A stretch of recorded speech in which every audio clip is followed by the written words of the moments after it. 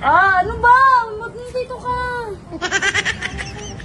Ano, mamaya na ako mag-work ka.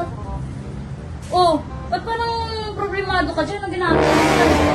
Eh, trabaho mo, inaano mo sa akin eh. Kuya, nakaraan, yan yung ginagawa ko. Nagreklamo ba ako? Nagpaalis ako, kumpleto yung nails ko. Buti nga sana kung sarili kong gamit ang nilalaban ko eh. Eh, puro mga panty mo to, tsaka ba't mo sa akin papalaba? Kuya, kapatid kita. Sino maglalaban yan? Alam mo yung magiging jowa ko. Eh, dapat ikaw kasi kapatid kita. Hindi ko pa matapos May lakad to. kasi nga ako.